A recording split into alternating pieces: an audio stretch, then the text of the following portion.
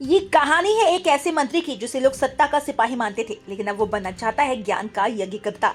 56 साल की उम्र में जब लोग रिटायरमेंट की फाइलें सहेजते हैं, तो बिहार के मंत्री अशोक चौधरी बनेंगे कॉलेज प्रोफेसर।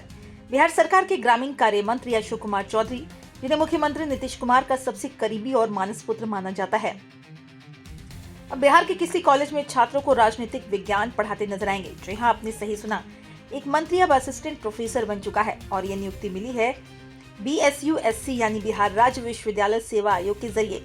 BSUSC ने राजनीतिक विज्ञान के लिए 280 पदों पर भर्ती निकाली थी। 274 उम्मीदवारों का चयन हुआ और उनमें से एक नाम अशोक चौधरी का। वे SC कोटे से चुने गए हैं। चयन प्रक्रिया थी शैक्षणिक योग्यता, शिक्षण अनुभव, प्रकाशित शोध और अंतिम इंटरव्यू, यानी एकदम फॉर्मल प्रोसेस। लेकिन नाम है बड़ा तो सवाल भी बड़ा बनता है। BSUSC की भर्ती में अधिकतम उम्र सीमा थी 55 वर्ष, लेकिन अशोक चौधरी की उम्र है 56 साल। अब सवाल उठता है, क्या यह उम्र सीमा केवल आम अभ्यर्थियों के लिए थी या मंत्री बनने से उम्र की दीवारें गिर जाती है? उनकी बेटी शांभवी चौधरी, जो समस्तीपुर से सांसद हैं, उन्होंने सोशल मीडिया पर पिता के प्रोफेसर बनने की पुष्टि की। परिवार कहता है अशोक जी कॉलेज में पढ़ाना शुरू करेंगे, फिर राजनीतिक कारणों से छुट्टी ले सकते हैं, यानी मंत्री भी रहेंगे, प्रोफेसर भी बनेंगे। राजनीति और शिक्षा दोनों की डबल डोज। राजनीति सेवा है, लेकिन शिक्षक बनना मेरा सपना है। अब मैं दोनों क्षेत्रों में योगदान देना चाहता हूँ।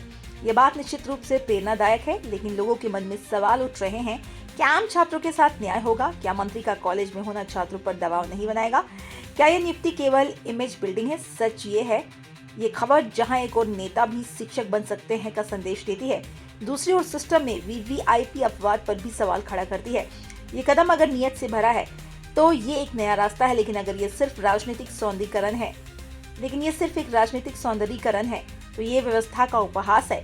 कभी पोस्टर पर छपने वाले नेता अब ब्लैक बोर्ड पर चौक से भविष्य लिखने को तैयार है, पर क्या ये चौक शिक्षा की इबारत लिखेगा या फिर सत्ता की चमक पोतेगा?